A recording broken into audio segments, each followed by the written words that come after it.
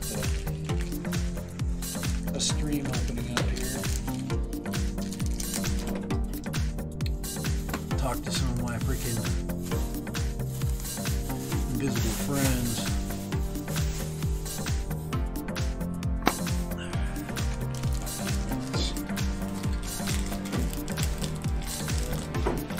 I got a mixer board, I got to come in. Microphone, I got to turn on. Oh, nice. In fact, cool. Yeah, Saturday, my wife wakes me up in the morning, you know, she's like,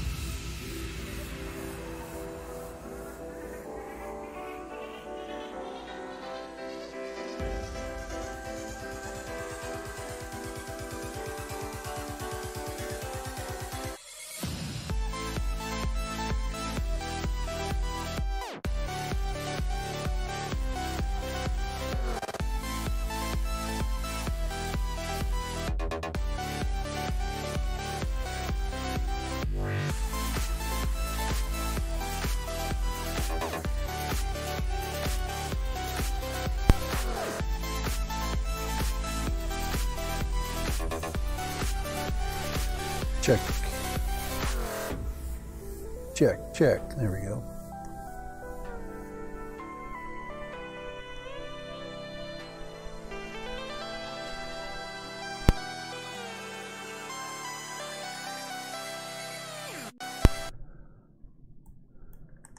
All right. Hey guys, how you doing? Dad Random here. Just wanted to quickly, I've got about 45 minutes. Like I said, I don't get on live very often. Hey guys, how you doing? We got Mason on here, old man under the trees on here. I've got Jerry's Drone Garage on here. Lever Guns is on here. Jerry, so guys, welcome. Like I said, I occasionally do live streams. Hopefully everybody can hear me okay. Looks like I've got sound here. Everybody good? Thumbs up.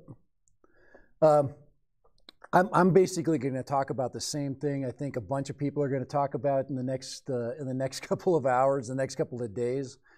And what I'm speaking about is exactly what you're seeing here, the recent drone news. And I'm just going to give you kind of my reaction to it, and that's about it. And I think all of us are kind of always kind of on edge every time we have an incident. And this is kind of what I just want you to hear my reaction this morning, because when I heard it, I actually got on live. I was just going to do a recording, and I ended up not doing the recording. Well, I did it, and then said, just go live right after I get done with work. So I'm done with work, guys, and that's kind of where I'm at. So if you haven't been around, I checked 2 different news sources. I've looked at the BBC, because I'm going to talk on another program tonight. I'm just going to do a little texting on that one that really deals with this stuff. Deals with the I like the conspiracy stuff too, but this is about the recent drone incident in New York, and it kind of borders the stuff that happened at Gatwick, and to me it seems awfully similar. So with the exception of the pilot's reaction to it, because the news basically that was reported earlier this morning, there was over 1,000 flights that were diverted, 440,000 passengers that were affected by this incident. I guess an aircraft was nearly struck, because anytime you're talking about a few meters or a few feet by a drone, supposedly. So hopefully you guys have heard a little bit about that, and are maybe talking a little bit about it. You guys that are on, I'm also hoping that this stream here just gets listened to over the course of time here. I do plan on spending a little more time doing some more lives, but guys, I am not a huge fan of spending 2 hours just kind of rambling on about things. So I'd like to have a clean approach, because that's kind of what I'm going to do. So in the next about 35-40 minutes, that's kind of what I want to talk about, and I think that's what I think everybody's interested in, what our reaction is to this incident. So just to go over it, this pilot that had first of all, we don't know the type of aircraft, at least from the information I've basically got, said that they were nearly struck, and I'm guessing it's a large aircraft.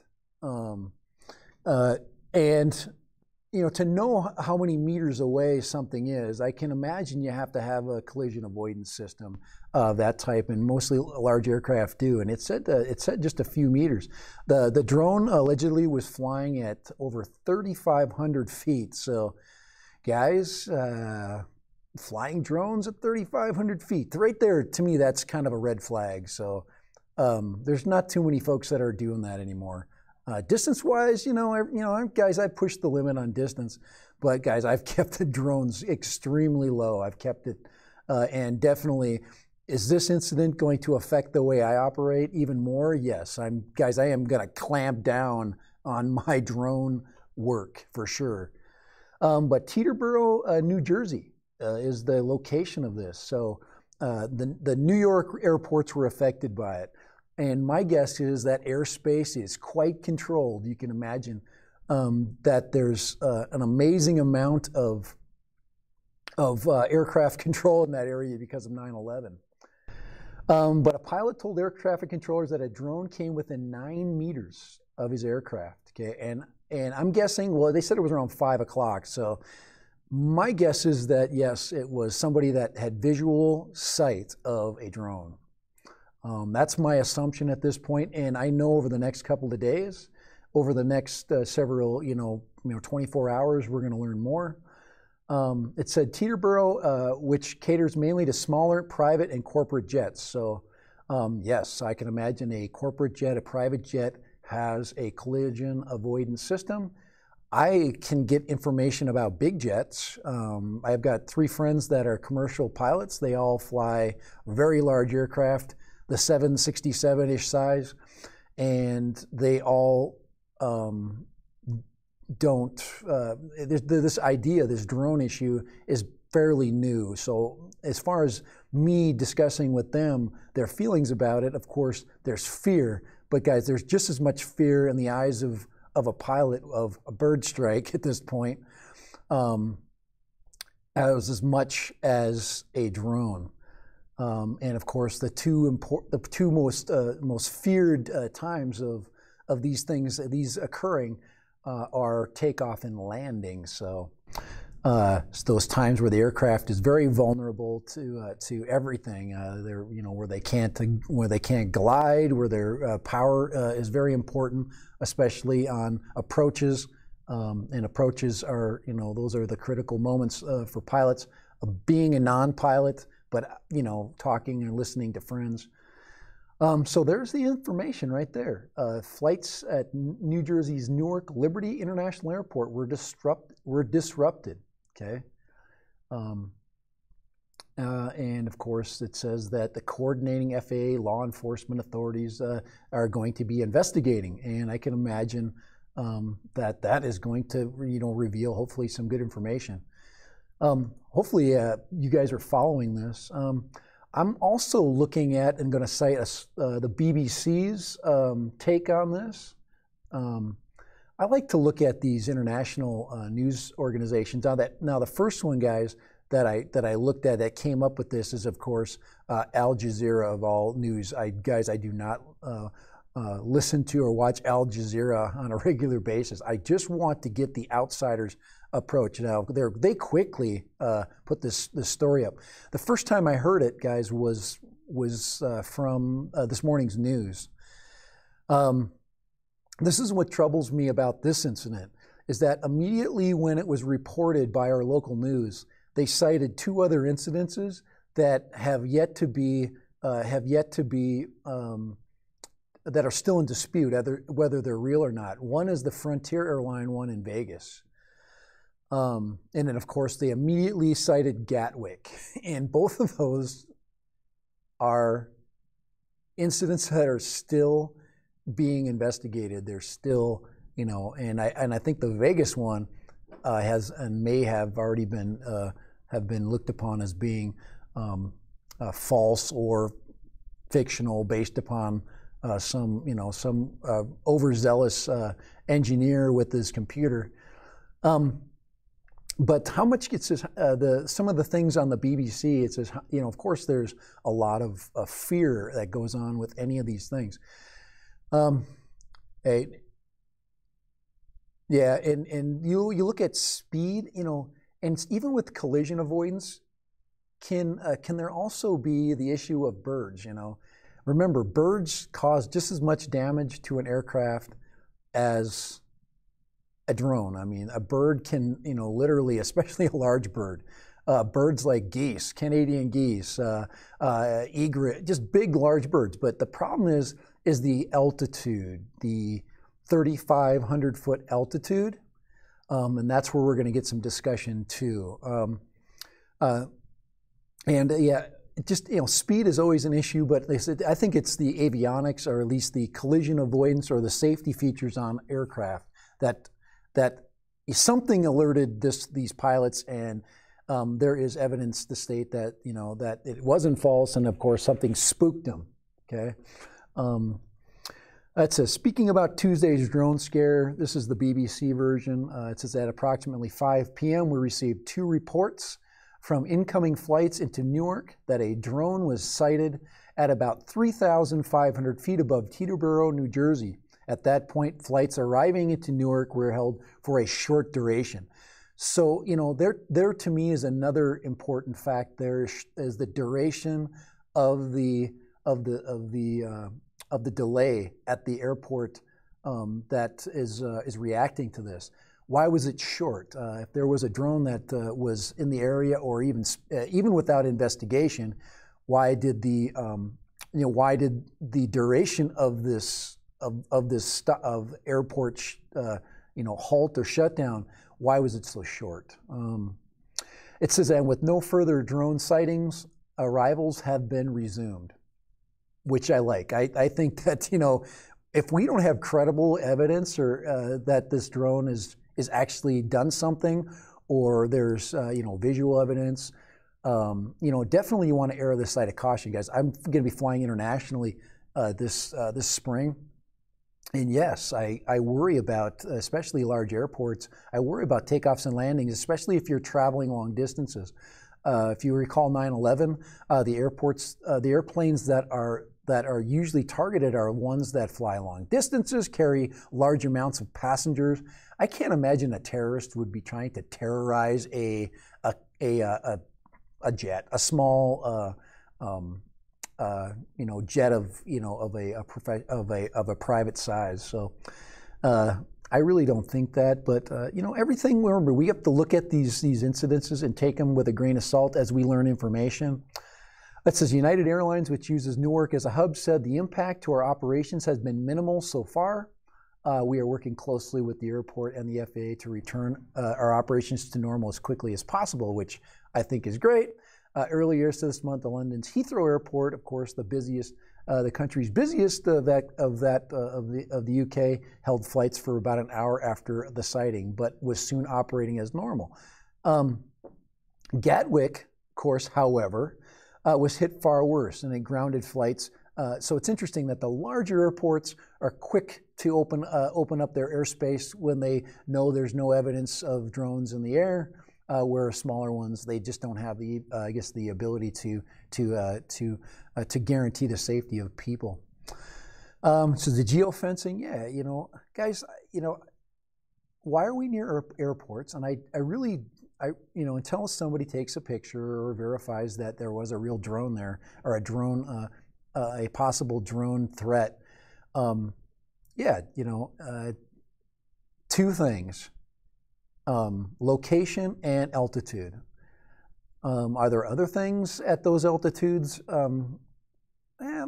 Drones are it's just as difficult to find a drone at 3,500 feet as it is to find anything else that flies. That's high.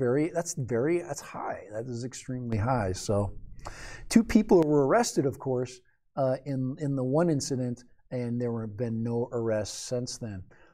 So I'm just perusing through, and CNN. I can't remember the news outlet, but the first thing that came out of this reporter's mouth was Gatwick, and they showed the video of the Frontier flight in Las Vegas. And guys, we tend to not do enough research, and of course everybody wants to be first in line to basically to air these stories. So that's about it. That's about the information I've gotten. I know there's been more, and I'm just refreshing some of these pages to see if information has changed. Just to see if we've gotten any other information, and that's pretty much. I mean, obviously these stories here are connecting to past stories. That's how they keep them going. Says what happened to Jerry is what happened to the alleged drone sightings. Like I said, we don't have any more information outside of that. I'm gonna like I said, I always like to do a real good, just a quick search. I'm going to see drone US, and then we go ahead and put news. Like I said, looking at this incident. Of course, here we go. A quick look at what happens when drones get near airports. You get all these stories that are coming out. We know that. They look to see if there's a registered drone in the area. They check the different applications to see if there's somebody with a registered flight plan, those kinds of things. But usually that happens. If that happens, there's no story. There's no news. Heathrow grounded, flights after drone sighting. Yeah, that's from January 8th. But that's, like I said, I just wanted to address. It says, was this 20 miles from the airport? Yeah. The airport the larger airport was affected by the sighting of the regional airport. And what I think happened was, remember, this is just my guess, it was that the pilot flying to the smaller airport was spooked by some object that they have identified as a drone. They radioed that got to the local airport, which of course was relayed to the larger airport as a credible threat. That's my guess.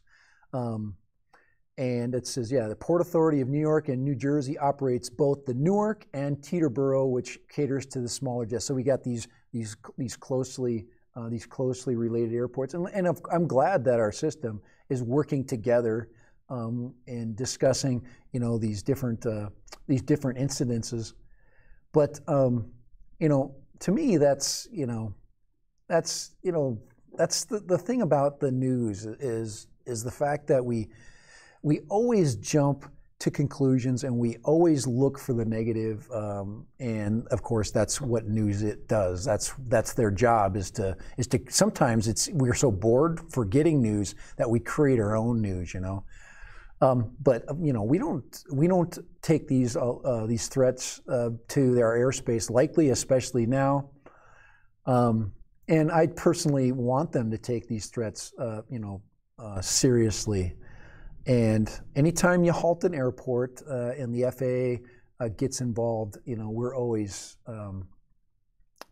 affected if we are drone pilots. Now, I just in the next few minutes, now we kind of know what's going on now, and we already have the picture of what we're dealing with. It's another drone incident. It's another what they consider this is a close call. When you're looking at meters, But like I said, there's always, as a drone flyer myself, there's always questions. What in the heck was going through the mind of whoever? And I think that's what helps us understand what a reasonable person is basically operating a drone, and an unreasonable person. Somebody flying a drone at 3,500 feet is not a reasonable person. They're doing something irrational. They're doing something illegal, and we know that. And of course, knowing there's aircraft in the area.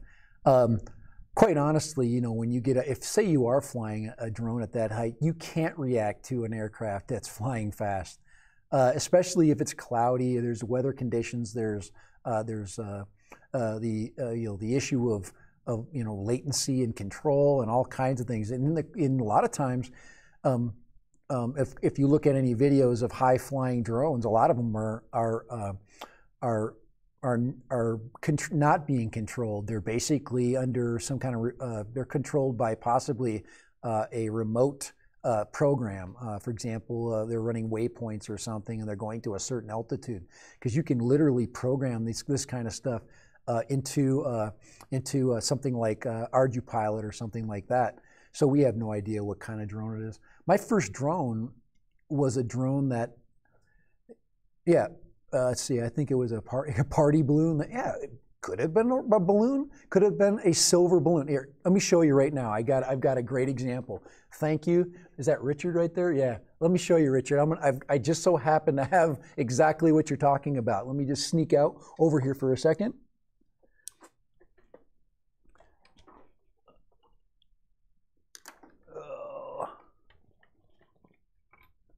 All right, here we go. Let me get everything straightened out here. I've got wires attached to me.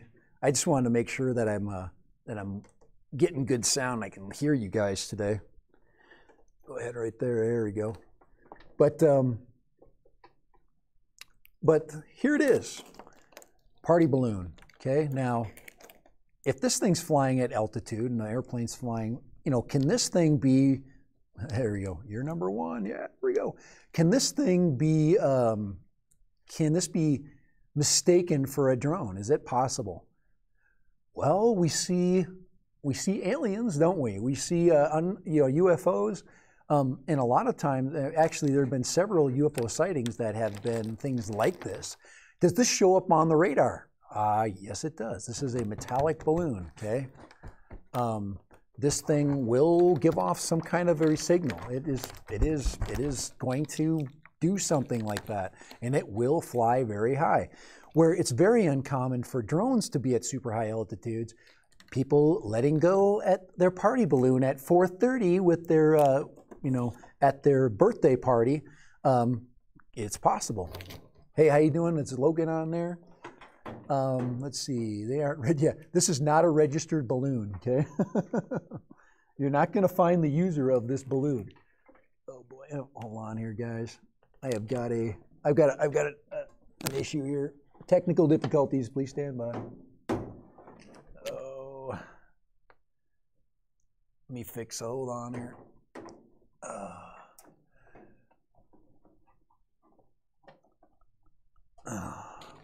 Sorry guys, I got distractions. Oh, there we go. Yeah, I'm fixing this problem, by the way, so this is just a temporary problem. Yeah, we got sound still good.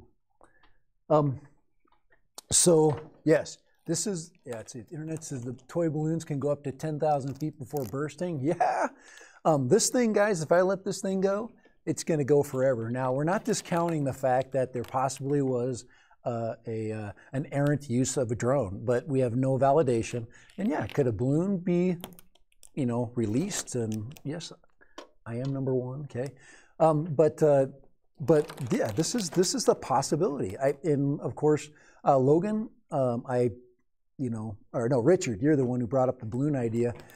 Floating trash bags. Go on. Think about the balloon or the hot air balloon releases and things like that. I'm not even the trash bags with the sterno cans in them.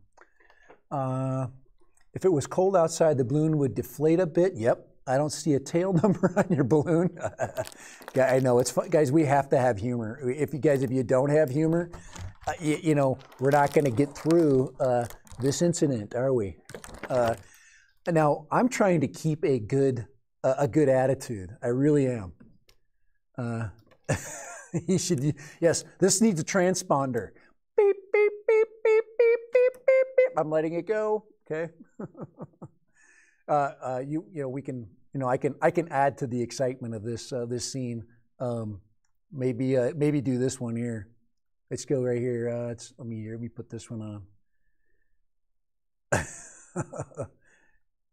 I like to have a little bit of fun here.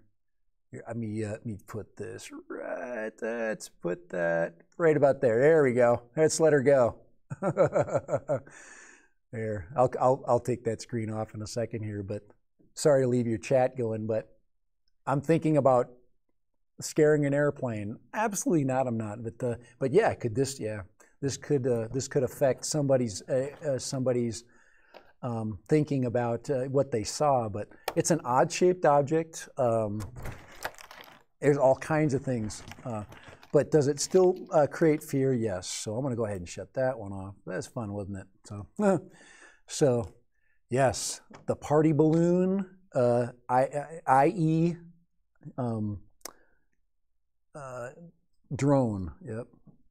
Hopefully we have a constructive conversation about it. So Logan, let's see, Jerry's still on there. Mason, it says Mason, you're the one who brought up the idea that deflating the drone. I've already convinced myself that the party balloon is a drone, didn't I? Jerry, I appreciate that. And Guys, this is my second year as a. Am I a drone pilot? If I just flew for 2 years, I think I'm a drone novice. Does this change my modus operandi when I fly, guys? I've been changing my philosophy on flying since I've been flying. At first, when you fly drones, you tend to be a little careless. Every one of us has done that. Maybe some of us haven't. But guys, I've definitely decided that that carelessness and drones don't mix. I want to keep the hobby around. I enjoy it, but personally, I run the risk of liability. And guys, I turned 50 last year. This is not my 50th birthday balloon because it's not black. That was last year. But when I turned 50, you start thinking I got kids and guys. I was thinking that when I was in my 30s, about liability, but also, guys, not to mention the safety of other people. I don't go out and act unsafe and put other people at risk and possibly screw up a hobby for a ton of people. I go out like you guys go out. I go out, think, hey, 50. Hey, I turned 51 in the spring, so it's okay, man. As getting old, it's okay. It's gonna happen, We just might as well embrace it. If you're not embracing it, then you're gonna fight it, and then you'll hurt yourself in the gym. Already been there, done that. Let's see. I do remember reading something. A bunch of balloons missed with a small aircraft. Yeah, think about it. If you're a small aircraft, first of all, I've only flown a plane one time. Okay, I was with a friend of mine. And he's one of the pilots, and guys, I trust him with my life. He is an amazing professional. He's got 3 other friends that he went through the Air Force with. They're also amazing professionals. They are fun people. Pilots are a blast to hang out with. But they're super serious about what they do, and safety is everything. And yep.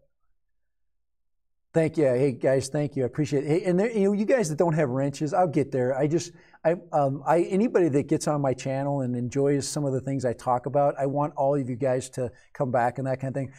I know a lot of us are trying to kill time with and trying to create listener minutes. Guys, my number one job is I'm a teacher. That's it. That's what I do. That is my career. I'm not changing that. And YouTube is an awesome outlet. I enjoy YouTube. I'm going to be updating my studio too, by the way, because I do multiple things with the live streaming and also videography. But I've got a new microphone I've got coming up. Right now, I'm just using a lav mic. I kind of like this lav mic. It doesn't sound like a professional microphone. I do have a nice one coming. I got a Rode mic coming.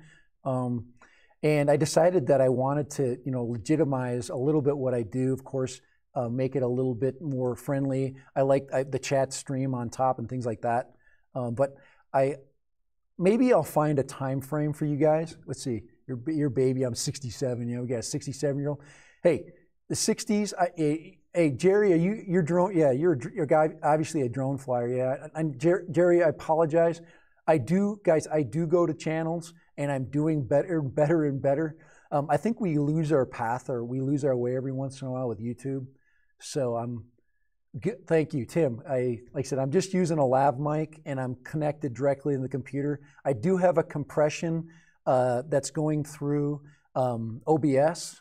I've got a filter and compression going through there to try to get some of the background noise out. I actually do have a mixer coming. I bought a Yamaha mixer, an MX-10 that's coming with a Rode mic. So I should be able to sound like a radio voice here pretty soon. And so I just thought it'd be fun. I really enjoy. I do make videos for education too. So. I actually have to make one tomorrow and Thursday and Friday because I've got a test coming up. So what I do is I aid my students in their understanding, and I review the test with them online, and they can go there and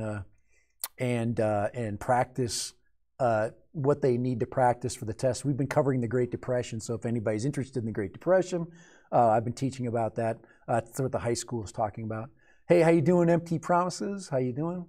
But I really appreciate you guys.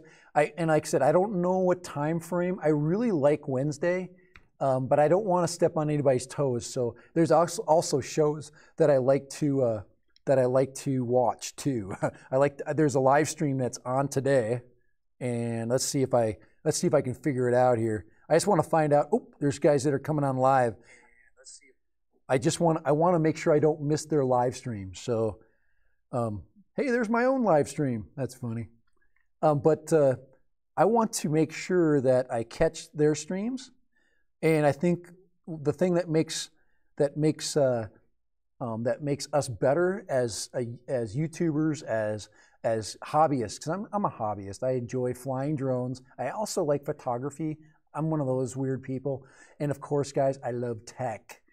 Yes, I love tech. So anything about tech, is that like a type of person, a human being? It just seems like there's a whole lot of us that like tech, we like drones, and we like photography, and it all comes together, and we're excited about all of them. So I'm a newbie pilot. Yeah, I'm guys. I do not profess to be an expert. Not in the least. I started out with a little tiny JJRC Elfie, you know, about this big, and then worked my way up, like a lot of us. My first love of drones, my Parrot Bebop. I still fly it. I haven't had a chance to fly it yet, so we're all facing weather issues, aren't we? I just don't want to miss the show that I like to get on. I got to see if it's coming on here. I'm gonna close my own stream for somebody else's stream, because it's a lot of fun, and I'm gonna share it with you if I can. Let me see if I can get them. I think they don't start until 5, so I'm gonna make sure I don't go over the 5 o'clock hour. Jerry, I appreciate it.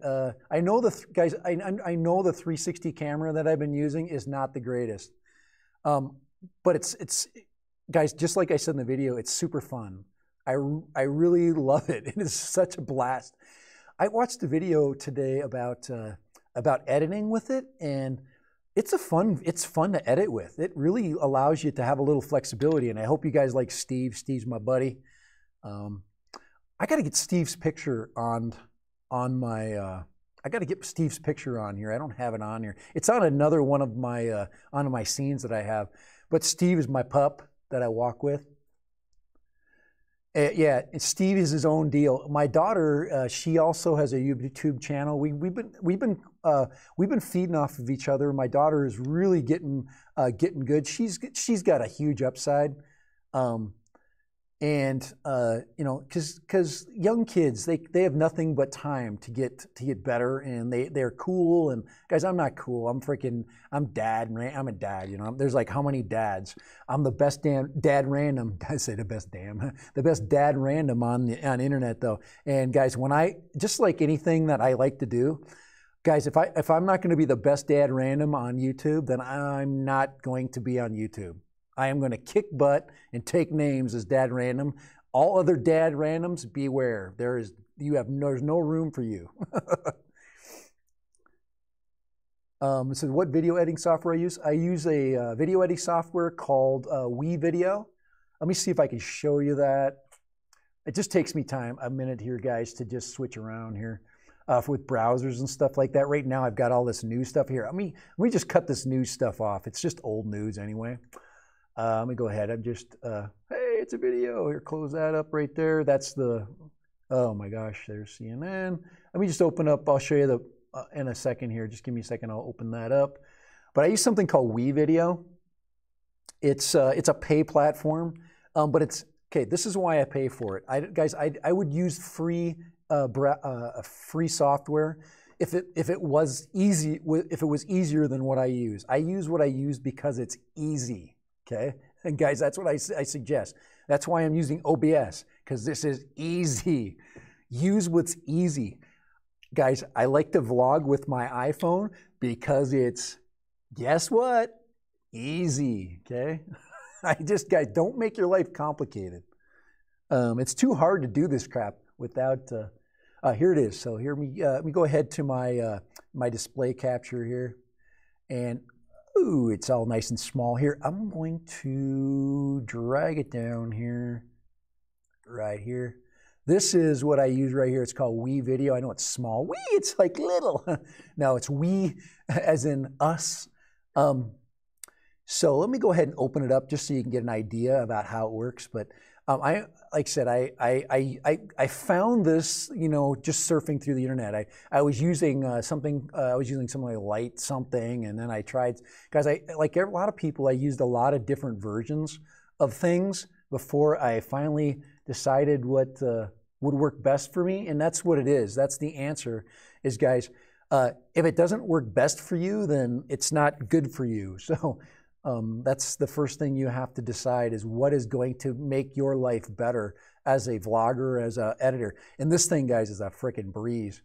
I pay $35 a month for this. Yes. Am I looking for something less expensive? I did find it. I got onto Adobe Premiere. Now, here is my problem with Adobe Premiere. It has a really large learning curve. So yeah, you can do more with Adobe Premiere, but I can do what I need to do faster with this. Adobe has a lot more stuff. I think with the suite, it's very, very cheap. As a teacher, I do get a small discount, but you can't discount time. So here it is right here. It's to give you an idea what the let's see, currently using VSDC. I've seen VSDC, and I'm actually going to practice with it and see if it beats this. If it does, if it does, I am going to. Oops, that's that way. I will dispense with this, but they're getting me hooked. I got unlimited storage, plus they got free B-roll. I can get on there, and it's just, you can search for stuff, and it's free. Well, it's not free. I pay money for it. But here, let me show you. Like this is the video I did just recently. Insta360 with Dad Random. This is one of them that I just see. Let me go to videos here. Oop, projects. Oops, here, I'm in the wrong. I'm clicking on my OBS screen. There's my Insta360 file. This is the Through the Rocks with Steve. This is the video that I just worked on. This is what the editor looks like. I'll make it a little bit bigger so you can see it. Just give me a second here. Let's see, display capture. I gotta make it a little bit bigger. Just go right here. Oops, that's out of the screen. But I do have, what I need to do is program the display capture. Here, put it behind my head. Yes, and then, oh, your chat stream's in front of it. Here, we'll go. This is big enough. Guys, I'm not giving you a tutorial. So here it is right there. You can see, here is all my, my free stuff. Well, not free stuff.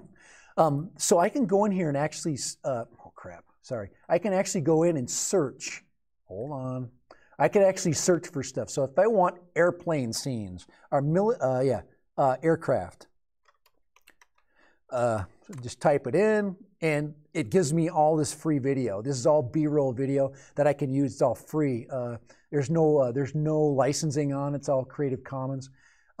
So, and then I can add stuff to it. Like, it's fun. You can, I can go and put this stuff in my video. So I'll click on that.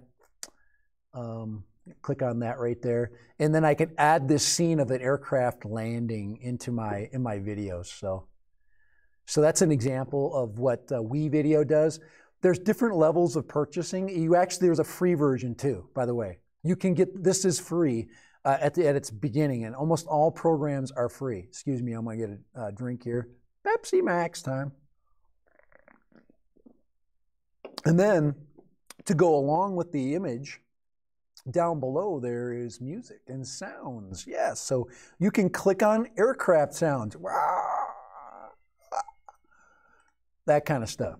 Got it? So I apologize for that loud noise.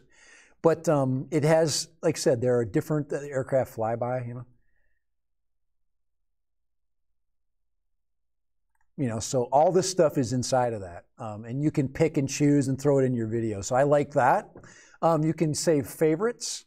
Of course, you can create text.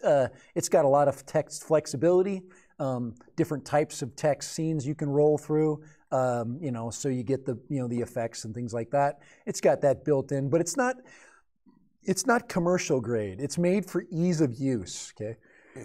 Let's see here. Oh, transitions. These are different types of scene transitions, you know, all the basics, okay? And then of course it has, you know, cool backdrops and stuff, you know, all this cool stuff, okay? So anyway, you can make whatever you want to do way awesome and cool, and that's kind of what we want to do. We all still there, guys? Chat's still on there? I know you might be watching, so that's why. All right, just a real quick, just to show you kind of my editor itself. You see all this stuff right there? These are all the different tracks that I've used for that video that I just finished. Yep, I'm good. I'm glad you're still there. Let me just show you one thing here. I can make my chat. The chat's actually working nice. I just learned how to add the chat in and all that. Guys, if you're not learning, guys, if you're not green, you're not learning, right? Okay, so let me just turn my browser chat off just for a second, okay? Just so I can make this a little bit bigger. Because guys, I want to make my there, we'll put that behind me. But here it is. And of course video files, guys. I got tons of media in there. Everything I've put in there is every video I've done, all my B-roll scenes, they're all there. There's my Dad Random logo right there. You can see all that. Going back to, you know, different, you know, my times in the walking the Anasazi Ridge. There's some cool stuff, isn't that? That's some sweet, guys. I live only 2 miles away from this stuff, and I can walk right there with my dog. I just love it. But there it is. I just wanted to show you that. And here's my edit really quick. I'm going to go down below. Let me get out of there. There's all my Dad Random B-roll stuff. But if I go down, here, I'm going to make this smaller. Oh, that's as small as I can make it. Okay, there are my different tracks. Here I've got what, 6 different video tracks going, and I have 2 audio tracks going. I use lots of different. One audio track would be used for my sound effects. Another one would be background music, that kind of thing. It does have some limitations when it comes to music. Music meaning how you can deal with sound files. It's very simple, basic.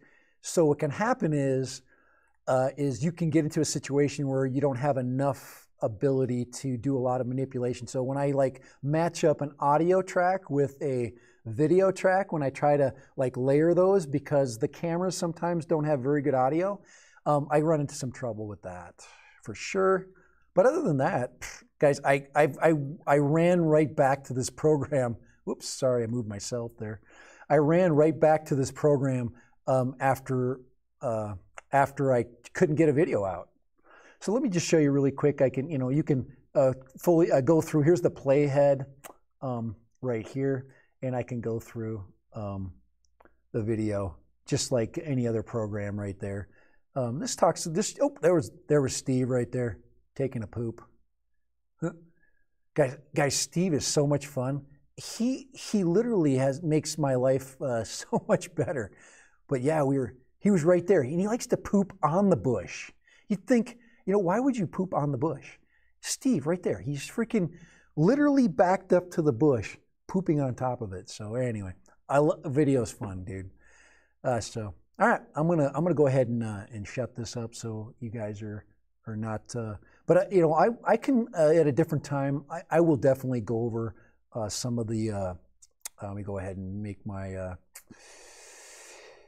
Oh gosh, here, my display smaller. Just move this out, and get my chat back on. Get you guys back on here, and just turn the video display capture off right there. So all right. Yeah, let's see. Kids in their graffiti. Yeah, there is real graffiti. Yeah, in the petroglyphs that on there is real graffiti in there. The stuff that I showed you guys was not graffiti. That is real. That is real Anasazi petroglyph. Even the stuff that looks like more modern, that stuff is super, super old. It's the stuff that looks like aliens and things like that. So, all right, guys. Speaking of aliens, I got to check for my. I got to see if my friends are coming on here pretty soon. And I'll give. Like I said, let me plug their channel because that's. Oh, are they on already?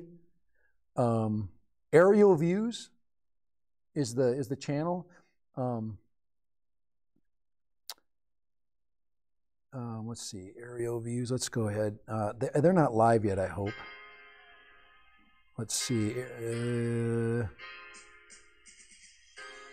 I'm just using Aerial Views in History. It's those guys. So, I believe he's from the UK, and he likes to talk about the conspiracy stuff, and I really enjoy that. So, yeah, my dog Steve, he's got a DNA test out. So, yes, I am going to do a video on Steve's DNA test. Steve wants to know what kind of dog he is, and we are going to test that. And I'm going to do a live stream, and I am going to divulge the breed of my dog Steve, because my wife and I are in dispute over what type of dog he is. I say that Steve is a husky, and she thinks he's a mutt, and I don't agree with that. So,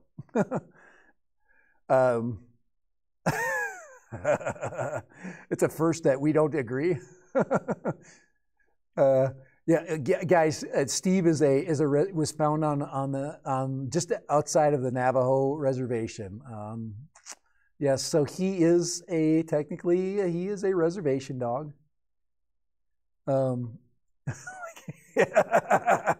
Yes. I'm not even commenting on that, Richard. I appreciate that one though. I don't want to. I stay out of the politics as much as I can because it's never good. The way we end up going, isn't it? So when I'm waiting for that stream to come, when they come on live, I've got to go. I also have to do a little bit of a workout, guys. I've gained some pounds, and I want to get on there. And so I'm gonna stop looking at my phone. This is just like real life. I'm doing a live stream. I'm staring at my phone. Does this look husky mix? Yeah, he is definitely a husky mix. I actually had somebody come by that was from Alaska, and she says, "Is he an Iditarod dog? He looks just like the dogs that pull sleds in Alaska." And I'm like, yeah, he is. All proud. No, I said I don't know. But his breed, the mixture, because guys, Alaskan pull dogs are not necessarily one breed. Some mushers like to have different mixed breed dogs for different things. So you want an endurance dog? Do you want a dog that's fast? Do you want a dog that's strong? You know, they mix up their. Is Jerry leaving? All right. Hey Jerry, thanks. I know if you want to get on another stream, go ahead. But I will be closing up here because I know dinner time comes for some of us, and I don't eat until 6, and it's 5 o'clock where I'm at. I'm thinking that I would like to start going on around 4 o'clock. I don't know if there's enough people, but it depends on where you're from. If it depends on what part of the country you're from, if you're from the Eastern Coast, you know, it's almost exactly at dinner time. That's why people choose 7 o'clock. I don't want to step on the Thursday night gig. Maybe Friday. I did Friday evenings. Hey, Barnacle, man, FPV, how you doing? Anybody else that I didn't say anything? Tim Robinson, he's been on you the whole time, and I appreciate you guys' humor. So if you come on and let me see here, and there's a bunch of you guys that I will. Oh, where's my? My chat. Where's the chat thing? Let's see, restore chat. Guys, I'm not touching any buttons. I've been on for an hour. And like I said, I am not thoroughly, I guess I can go through you guys later, and I can give you guys wrenches that are on here. yeah, like I said, I appreciate all you guys. Wrenches are kind of a badge of honor, you know. Mason, don't tell your wife that I'm on and that you're not sitting down with her to eat because of me. Because let me tell you something, there's no there's no reason to do that. And guys, yeah, I can't. I would put Steve on with me, but I'm not at home right now. I'm at I'm still at work, so I have better internet at school, by the way. So I wait till school's over. Guy, I got awesome internet at school. At home, I do have okay internet, but I have to move my. I want to move my studio, and my wife is saying no. She says you cannot move your studio to where the better internet is, and I'm like, literally that way. She's like, you're not moving your studio. So I'm okay. So I've actually have my Logitech C20 camera at home. This is a C30E, if you want to know what I'm using. She knows, yeah. My wife actually sometimes prefers that I leave the dinner table. Wondered why you're uploading at 480. Maybe I should yeah. I probably can upload at. That's one thing, Tim. If I want to change my upload speed through OBS, right? I have to do it there. Is that correct? Because I will increase my upload speed for sure. I'm almost sure I can go into settings and do that. Because guys, if I could get away with that here. I've got tons of bandwidth here. I've got really good fast. I'm wired in here too. I'm not. Yeah, I'm an OBS learner. I think if I go into settings, here we go. I'm gonna push the settings button. Hopefully, I'm still there. I don't. That's the settings. Let's see. Stream. I'm gonna put. Let's see. It might not let me change my output. Show confirmation dialog. Let's see. Video. Browse output. This is downscale filter. Let's see. Sharpen scaling. Resolution. That's probably where I do it. Geez. I know I saw the video. Let's see. Render. I'll look. I guess I'm going to do that on my own time. I know it's in here, and I'm almost sure that I can upload at a faster speed. So maybe it's through YouTube that I have it slower. But I will change it because I can get away with it. Guys, I just got to here. I'm going to turn that off. I can get away with. I can go and just look it up tonight. That's the wonderful thing about YouTube is it's self-helping. So what? Yeah, OBS is not bad. So for people that are paying for something with this has got a lot of flexibility.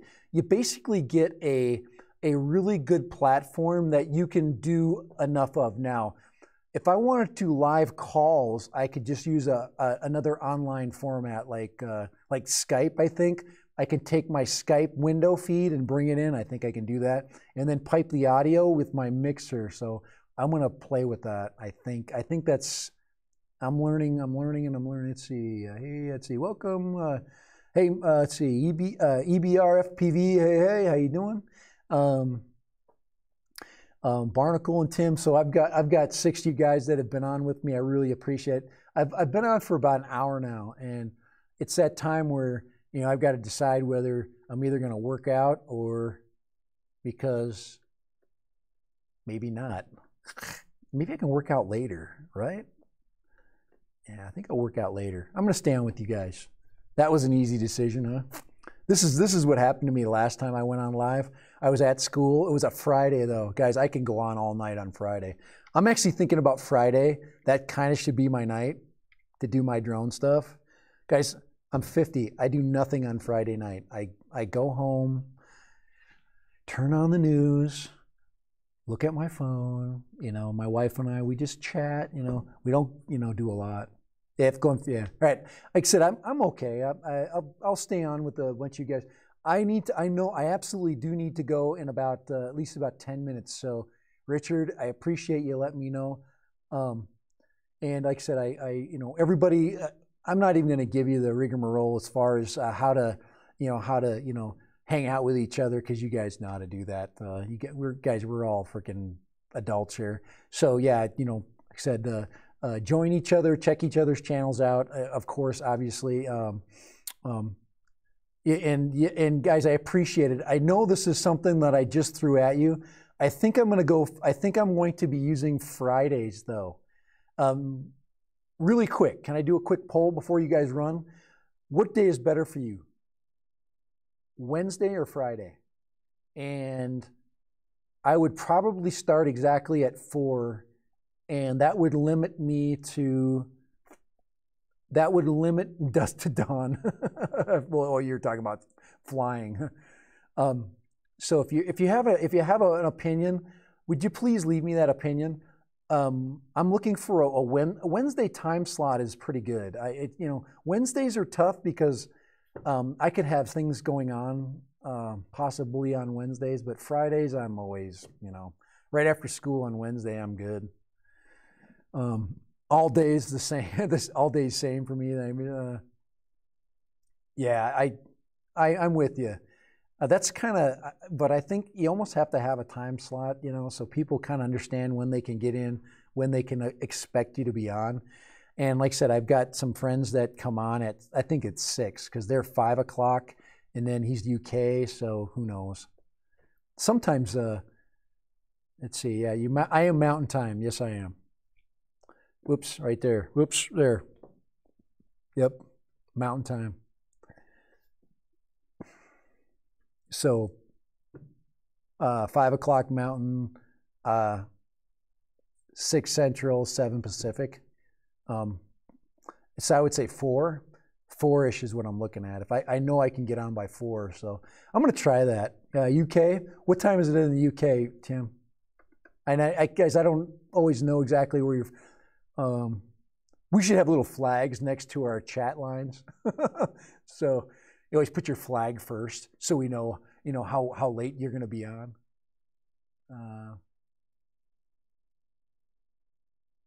You just follow him around the internet. I do the same thing. I do follow other people. Okay. What's that say? 06? 0006? Is that 6? What's that? Guys, I'm going to Europe in the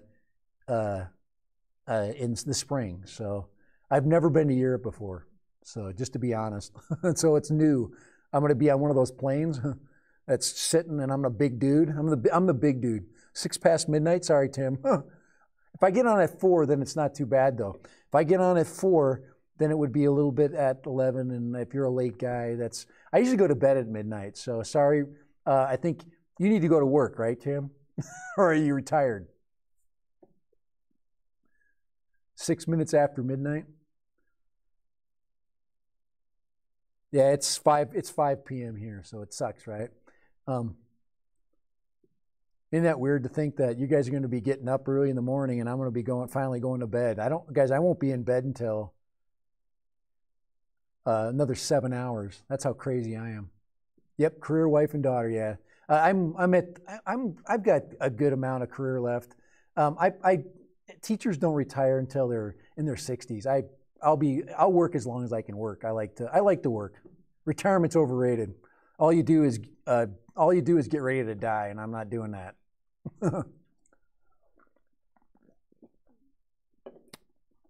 I'm not going to go play golf, move to a retirement community. Not doing that. I'm gonna become a YouTube sensation and hang out with young people and have a good time. I'm not gonna freaking get old and find a freaking pickleball court to play racket sports on or something. Nice, Richard. 2 retirements? My father-in-law has 2 retirements, and they're both from the prison system. He's got a federal retirement or a state retirement, a federal retirement and a state retirement. He worked in federal corrections and also state corrections. So Supermax, and then he took care of babies for 10 years. People that got drunk and beat people up in bars. Well, 11 years in the last job, yeah. So 10 years for vesting, right, Tim? So, yep, Barnacle. Thanks, Okay? Once you stop working, you die. Got Barnacle, so much wisdom. So much wisdom. I totally agree. Guys, there's nothing wrong with retiring. I'm not saying that. Everybody has their own path. Everybody has their own journey.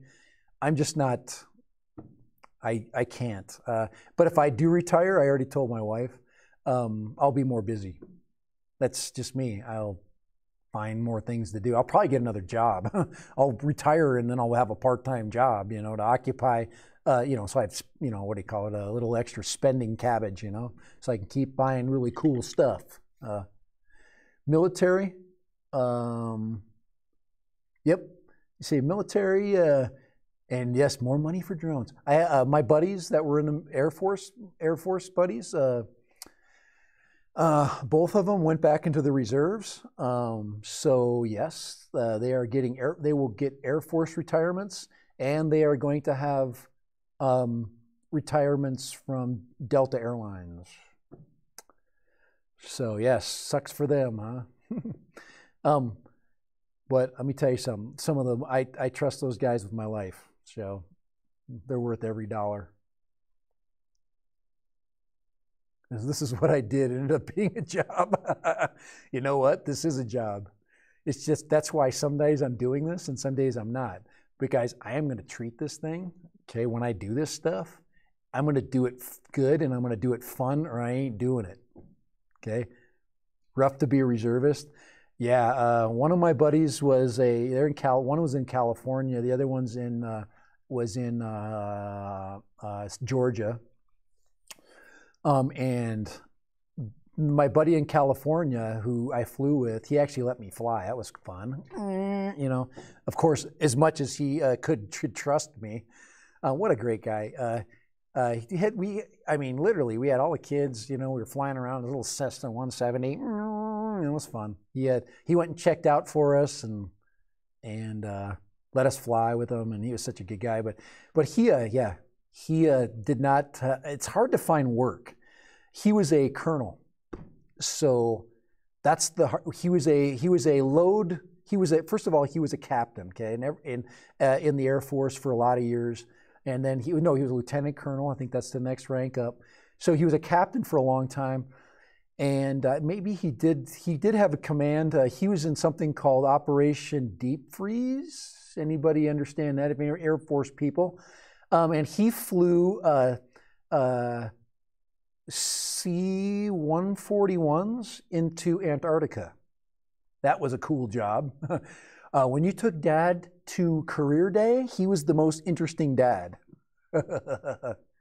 Yes, and he was called up for deployments. He fought in both Gulf Wars. Called back up, and then he retrained in the C-17. And he never flew. He did get to fly one finally. Yes, he was called up and deployed as he was making $250 an hour flying for Delta, and then they called him up into the reserves, and he flew in Turkey and Afghanistan and dropped airborne troops for a year. But he was super cool. I've got some really great friends, and I've got some good people that I can pull information from. So as far as this drone stuff, let's see. I remember when they put rockets on. It's a C-130. You know what the C-141 is? And that's the one with the high tail with the. That's all I can say. Yeah, that's the other plane. There's only two planes I think that could fly into Antarctica. They retired the C-141. I believe that's the plane. Here, let me look it up so I got the right plane I'm talking about. Let me just make sure it's the right one. I'm almost sure it's the 141. Yep, that's it. It's the C-141. And he flew those in. They were specially modified. Yep. C-17 replaced. Yep, you're right. And that makes the story legit, right? But yeah, he trained on the C-17 for a long time. I remember him telling me about his tons of simulator training. Pilots go through hours and hours and hours of sim training, just tons of it. And that's how they learn, most of it. And then they literally get thrown into the cockpit of a plane, and then they have to fly the real thing, and then they have to do all this dangerous crap with it, like short takeoffs and landings with these giant planes. But yeah, he loved the C-141, and that was his plane for the longest time. That's what he did his work with, and they were airborne. They dropped airborne soldiers in Panama. He dropped them in Panama and Gulf War I. So yeah, rockets on Fat Albert. Yeah, you guys are all a bunch of airplane geeks. Nuts. I love airplanes too. I got to see the Blue Angels here where I live. Let me tell you something. When they do that sneaky flyby, high-speed flyby, oh my God. There is no bigger thrill than having a freaking, what are they, F-18 fly over you like a bat out of hell. And just out of nowhere, it just appears, literally out of nowhere. And that's all you need to know if you're a terrorist. Have an F-18 fly over you and just appear out of nowhere. And of course, it's going to have fun on its rocket pods and its bomb bay. It's not going to have anything good, like it would just fuel. It's a great use of our tax money. I don't know. I enjoy it. Sound of freedom. You guys, that's why I love America, you know. And I totally understand. Guys, as an educator, I discuss something called federalism, and that's how much government, how little government, and of course that's where we get into taxes. You know, how much should we spend on things? You know, should the federal government be spending on things, or should it be local governments like schools? You know, how much is my job worth? You know, so that kind of thing. But the sound of freedom, I like that idea. I really that's. Anything loud that drops explosives is the sound of freedom. Guys, freedom did not come without a cost, and we all know that. Let's see, I have a Blue Angels F4 Phantom RC jet. Cool.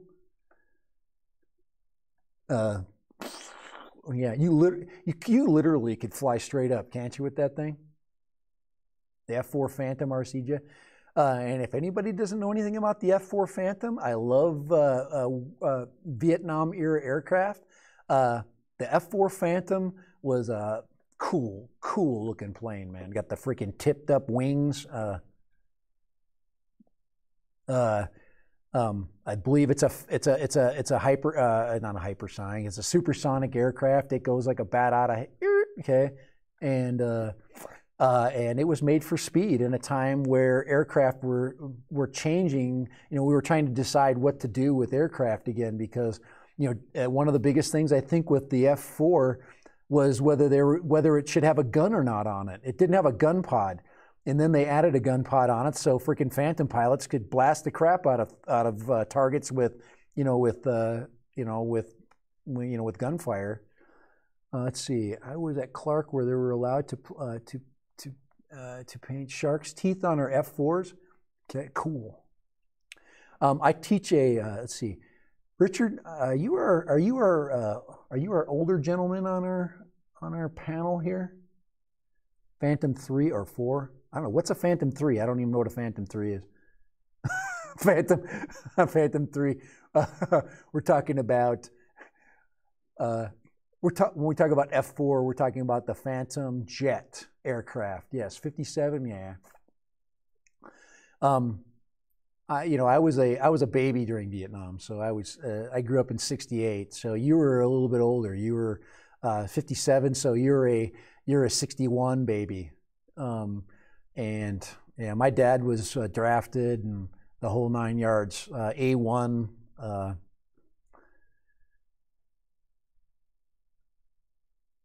Yep, the Phantom 4 Wild Weasel. What a great aircraft! It was an aircraft without a war. It was really not a, I don't know, you probably know more about this than me, but it was just in the wrong place. And they used it effectively, but they used a lot of aircraft effectively in that war.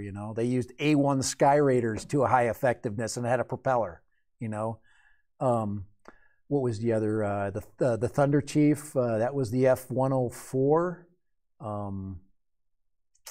F-15E and F-16 basically, yes. They made it basically, okay, so you could argue that it took 2 planes to replace the F-4.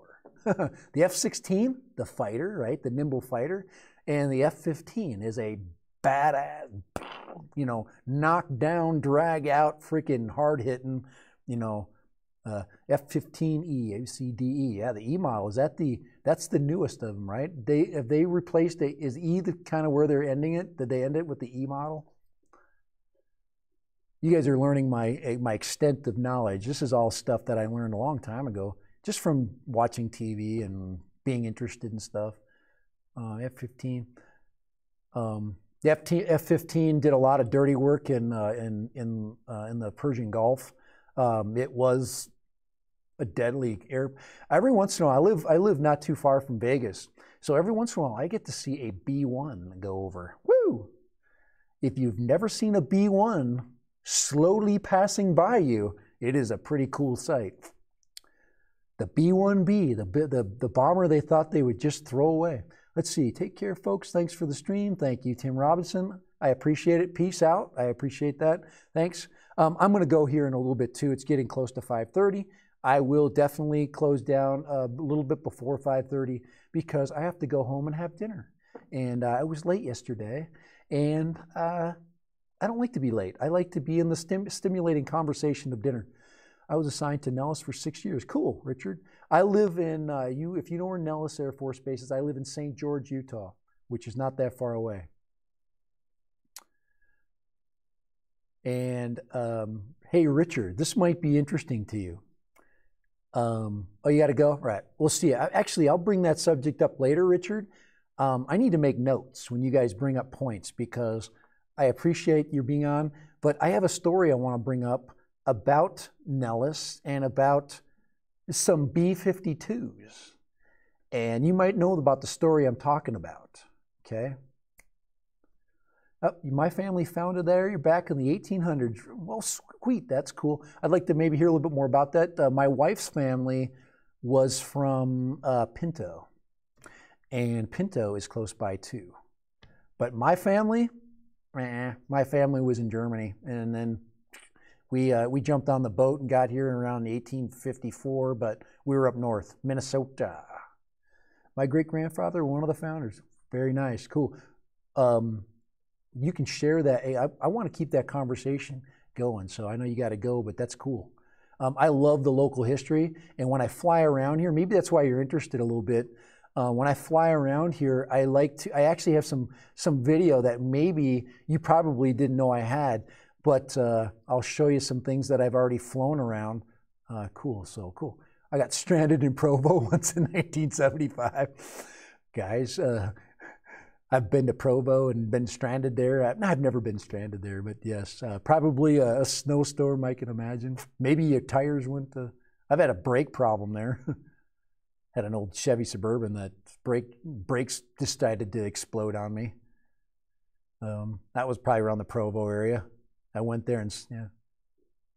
The horror, yes, in Provo. Yes, the wonders of Utah. Guys, it's a great state. I love the state. I moved here. I've lived here longer than any place in my life. So, but I moved here back in 1990, and I've been here ever since. So, St. George is a good place, guys. We have nice. Summers are hot, but winter doesn't get too cold. Not too bad. Do blew my engine. Oh, sweet. So you're a truck driver? Cool, Mason. There's a ton of truck drivers that are drone guys, which I like. You guys are great with cameras, and you're great with... I'm actually... I believe I went to visit the one liquor store in Utah. We actually have, I think in St. George now, we have 3. The government thought it would be easier to sell liquor than to have everybody drive to Mesquite, Nevada, or go to Beaver Dam, Arizona. Hey, Dapper, You're coming on a little late on the stream. I apologize for not giving you the thumbs up with the stream, but thank you for getting on here. Guys, I'm going to check through the stream and make sure that I've taken care of all you guys. I appreciate you being on. I'm going to give you guys some incentive to be on. I am going to reach 1,000 subscribers eventually, and I'm going to definitely do something cool for the 1,000. I owe it to YouTube for owe it to YouTube. They've been using my crap for how long to get people to be on here and advertise. Anyway, I'm going to do something cool. So I'm going to find something nice, and I'm going to go ahead and raffle it off. But I'm only going to raffle it off for sure to people that I know have been around, and make sure that it's not a bunch of freeloaders showing up. Thanks, Richard. We'll see you. Appreciate it. Thanks for being on. I'm thinking Friday, but I'll let you know. Okay, I'm thinking Friday, not this Friday. Maybe I'll do a Friday one, just maybe to follow up.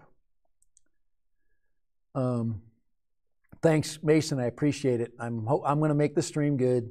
I'd like to do the guest thing. I'd like to talk to people. Right now, I'm talking to a screen, and I like the fact that I could possibly interact with people. I would really like to. There's a lot of people that I really that I would be kind of fun. There's a lot of good people that are already on. I think I might join their streams first. Yep, guys, dads who fly drones. We're awesome. My wife is finally giving in. She's finally saying, you know what? You need drones. And I'm like, yeah, I certainly do. Thank you. Like I said, I appreciate you, Mason. I appreciate your positive. But like I said, if there's a sound issue, if there's a some kind of like the streaming thing, I'm gonna see if I can I'm gonna go and look up tonight my upload quality.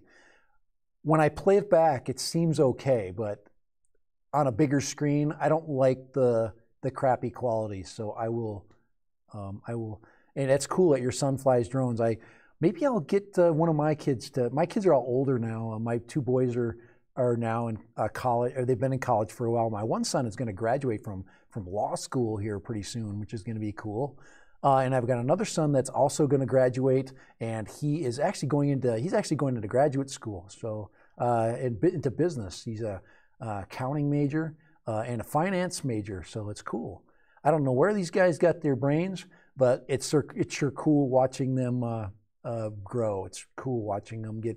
And I've got an awesome daughter. Yeah, they're smart kids, and it's not smart because of me. They're smart because they work hard, and yeah, we give them a good place to be. My wife and I are both teachers, but they really worked. They worked to get where they are, both of them. My daughter, I've got a daughter that's she's got her little YouTube channel. She's in college too. This is her first year. Super sweet. Sweet, of course. She's my youngest, and I'm really excited for her. She's trying to figure out what she wants to do. 7. I remember that. My son is 7. He's been reading since, wow, 2. Hey, let me tell you something. That little reader of yours, guys, I'm just telling you, Barnacle, that's a great thing. If your kid reads a lot, my oldest son, that's exactly what he did. He had an amazing vocabulary at a young age. He had pronounced letters and words really well. He was into all kinds of cool things, advanced things, and it was him. He decided to read. He decided to be interested in that stuff. So please support that. Support that 7-year-old that's reading. Well, I'm sure you are, but that's amazing because we tell you the sky's the limit. Reading is the key to standardized tests. Just so you know, I'm a teacher. And if your son, and remember, standardized testing is kind of how we gauge everybody, which is sucky. I apologize to anybody here that didn't do well on standardized tests, but it does make a huge difference. And guys, I like to read, but not like a kid at 2.5. I like to watch things. That's why I like YouTube. I am visual. I do read though. I read a ton of. I like boring stuff, and I'll share with you some of the books that I read if you're interested at a different time. I've got my whole personal library here, and it's not very big, but I'm interested in, of course, military history. I love military history. I am going to Poland, and I'm going to Auschwitz over the spring. During the spring, I'm going. Yeah, so I'm excited. I'm going to go to Poland and take in the Holocaust and all that stuff. And I just, you love to read too. How did my kid love to read? Yeah, World War II, guys. That's where it's at. My World War II unit that I teach is going to start next week, and it will go for about a month and a half. It'll go over through to the spring, and when I come back from Auschwitz and the Anne Frank thing, I'm going to Amsterdam. I'm going to record it, and I will also share it on YouTube.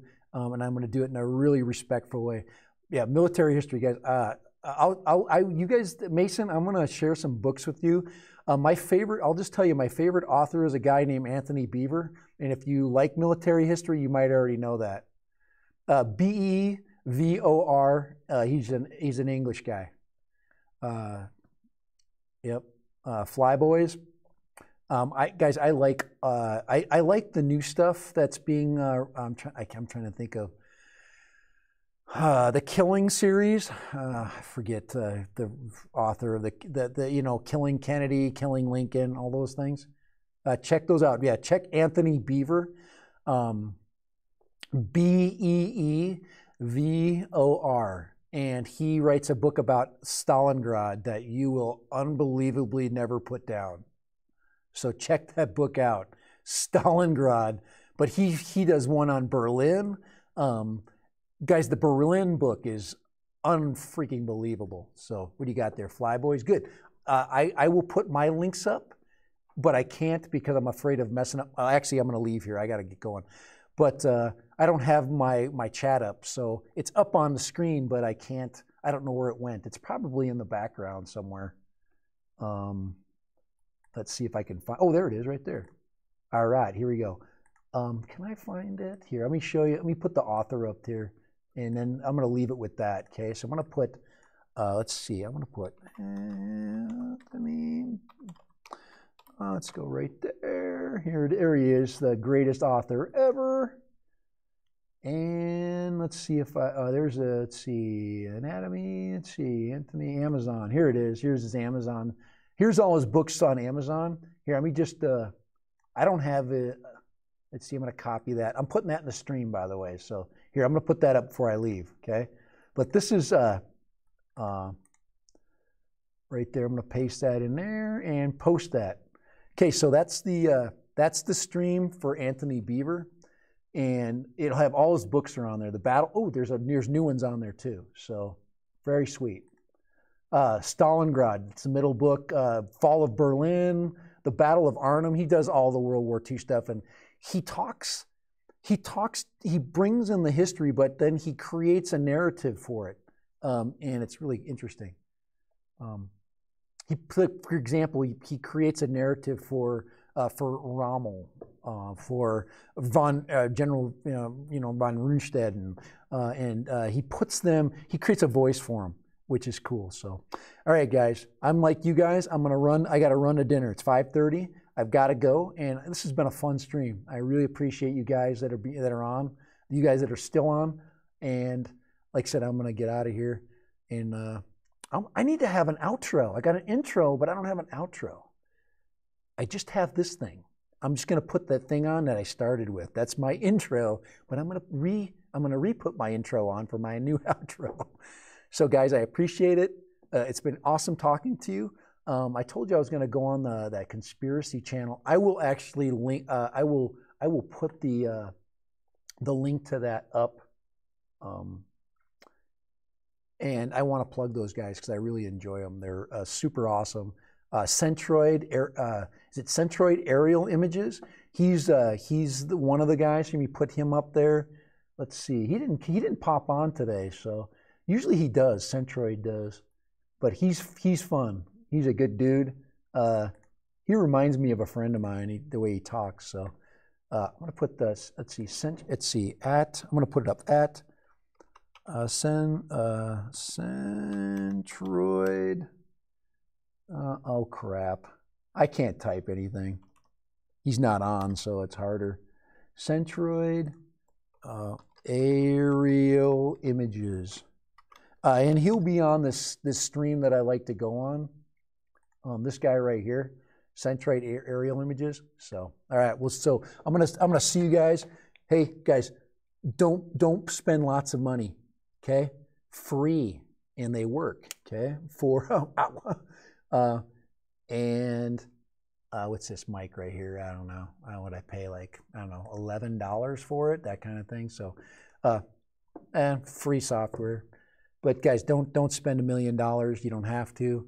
And that's kind of one of my messages with, I saw your live stream pop up, that it would, thank you. Hey, Lost Girl Hikes. I know this. I like to hit the drone stuff, but I do get into the hiking stuff. So if you want to hit the hiking topic, I will. Guys, I am not like I am not what I consider a granola hiker, but I do enjoy the outdoors. There's a lot of cool places that I have knowledge of, so I would support any conversations you would want to have when it comes to hiking.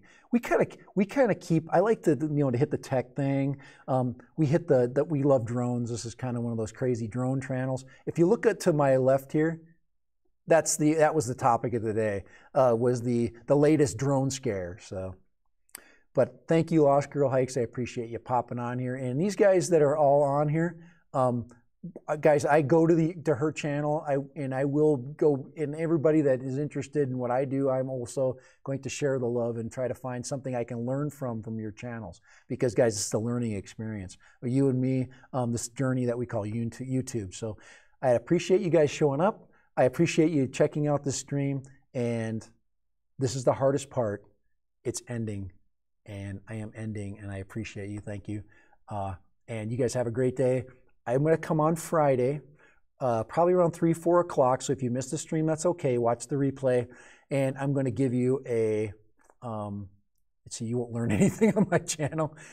Guys, you'd be surprised what I learn on people's channels. So, and there's always something to learn, guys. And, all of us aren't looking for that.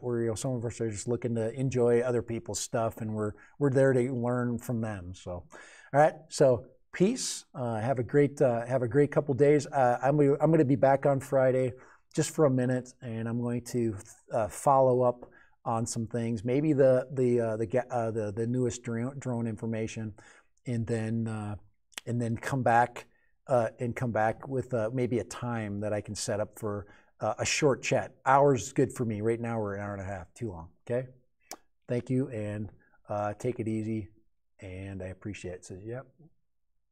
Yep, and guys, I know, and Lost Girl Hikes, I hope as a hiker, you understand how drones can make, can make an area even more exciting for people. I'd fly my drone and, hey, Jim, I'm leaving. But I will, Jim, I'm going to be back on Friday. I'm going to get on Friday, probably around 4 o'clock, and then I'm going to set up a schedule, okay? So, and guys, I'm going to do a very short show on a regular basis. And Jim has been real supportive of me. I'm always going to be supportive of Jim and everything he does. And he's just a good guy. And that's all I can tell you. And I can tell you about Jim being a good guy from the fact that he's always been a good guy. And good guys always, basically, when they go on, right? Let's see. I'm late, I know, and we have different times. You're in you should be in my same time zone there. So I appreciate you checking those out, those edits, and I do put a little time into them. And all right, so guys, peace out. Friday, Friday at 4. I'm gonna be on for sure, and then I'm gonna go out about an hour, and I'm gonna give you a little more info that I learn, and info about things that I need to do. So. Yep, hey, Steve needs me. Steve is at home. I am not at home yet. And Steve can't go to dinner without me because he needs to. He needs me. Steve, yay, Steve. All right, we'll see you guys later. Bye-bye.